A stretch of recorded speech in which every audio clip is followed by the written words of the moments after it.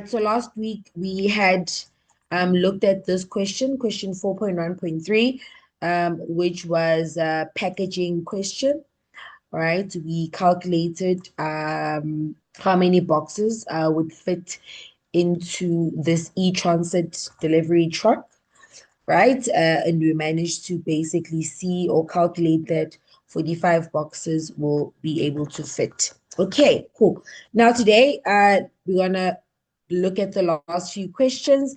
But remember, I mean, I think we've already done these questions, right? So I think we can literally just go through them. Who was not here when we went through these questions? I wasn't here, ma'am. Okay, let's take it step by step.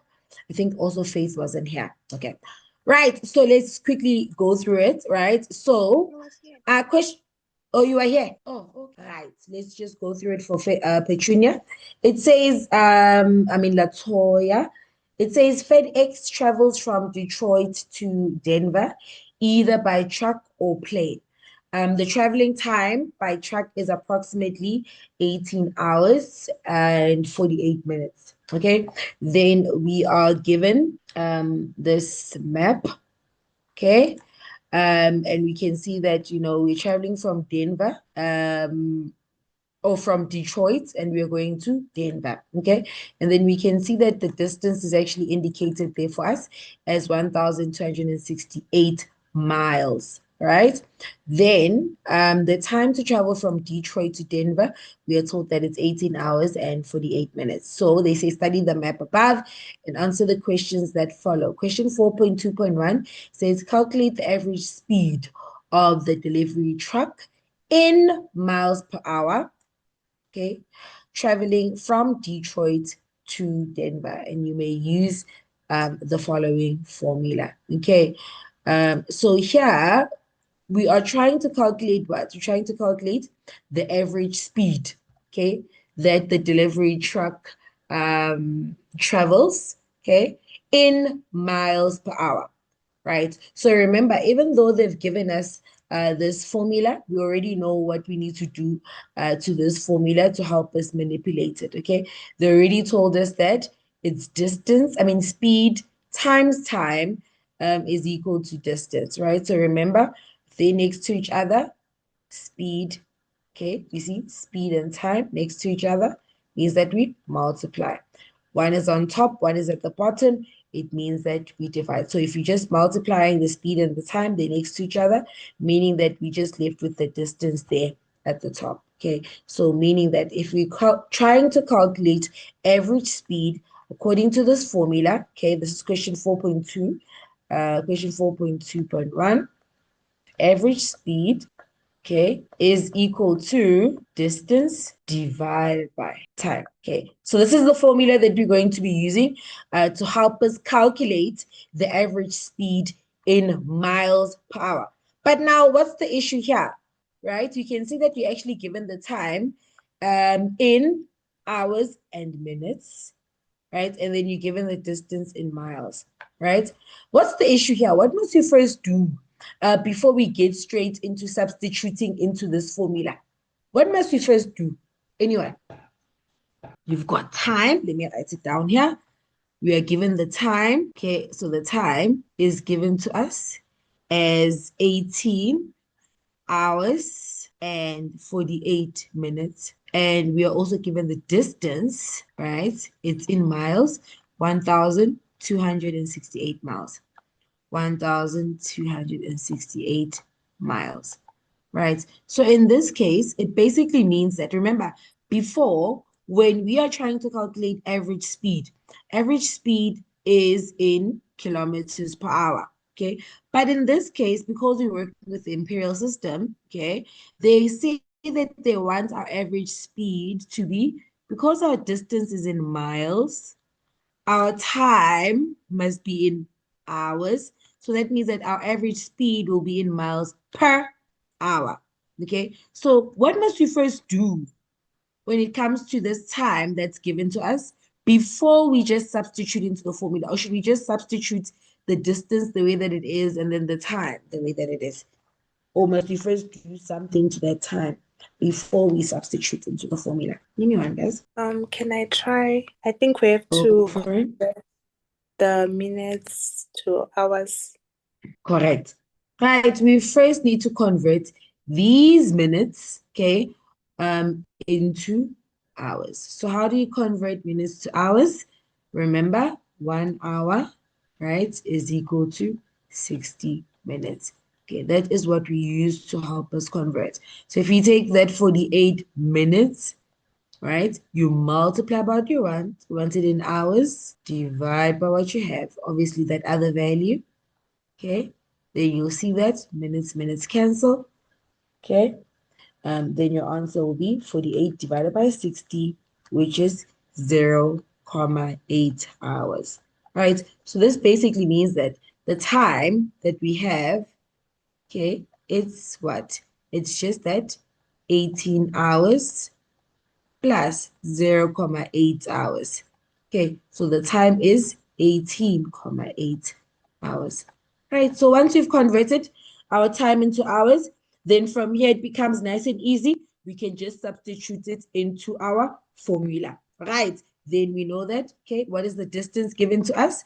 It's 1,268 miles, okay, divided by what's the time in hours? Because remember, they said that they wanted the average speed in miles per hour. Okay, so that means the units for distance needs to be miles. The units for time needs to be hours, not hours, minutes. Right? So that's why we had to convert there. So it's 18,8 hours, right? And if you punch this into your calculator, what are you getting? We are getting 1,268 divided by 18,8. We are getting that our average speed is 67, 44680 851 miles per hour. This is approximately equal to 67,45 miles per hour. Yes, ma'am. Okay, good. Let's continue. Question 4.2.2. So question 4.2.2, right? It's saying the flight distance, okay, between Detroit and Denver is 1,862 kilometers, which is equal to 1,157 miles. How many kilometers, or determine how many kilometers there are in 1 mile, rounded to 3 decimal places. Right. So what are we supposed to do here? What's happening in this question? What are they asking us to do? Right. They're just telling us there, right, that the distance, okay, if we were to use the metric system, it's 1,862 kilometers. Okay. But that same distance in miles is equal to 1,157 miles. So we can basically relate these two quantities together. We can just say, okay, 1,862 kilometers is equal to 1,157 miles. Okay, these two values are actually equal to each other, even though, right, we're just using different units of measurement, but they are equal. Okay, so now they're saying you need to determine how many kilometers there are in 1 mile, right? So they're just saying, right? I'm just going to swap these around. This is still the same thing. I'm just swapping. I'm writing it as 1,157 miles is equal to 1,862 kilometers. So they're just saying how many kilometers are there in 1 mile? Okay, so we want our answer to be in a final form that's like this. 1 mile is equal to something kilometers. All right, so for us to get now this equation or this statement in this form, right, what must we do? Okay, we just want to get the left-hand side in the form of 1 mile, right? So for us now to be able to change that 1,157 into 1, what must we do? We're gonna divide by 1,157 miles. Correct. We are just going to divide not by miles, but by 1,157. Because if we divide by the miles as well, do you see that the miles will cancel? We don't want the miles to cancel. Okay, so that's why we're just dividing by 1,157. You divide by 1,157.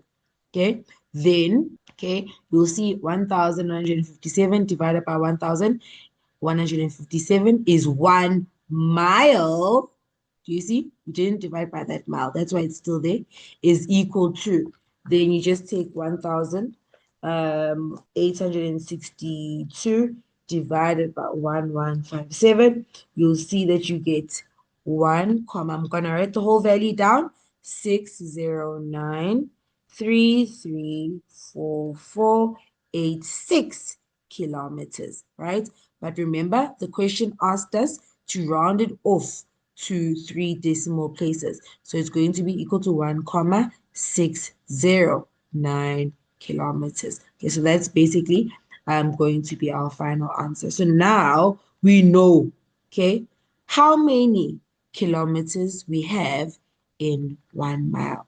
Okay, that's basically what they wanted us to do in this question. Okay, it's like them just asking us to determine, it's just the conversion factor, but in terms of 1:something, right? How many kilometers do we have in 1 mile, right? That is basically what the question was asking us to do. Okay, all right. Let's look at the next question. That is it, guys, and I'll see you guys on my next upload, Distance Learning with Lee, where I make learning mathematics super easy. Bye,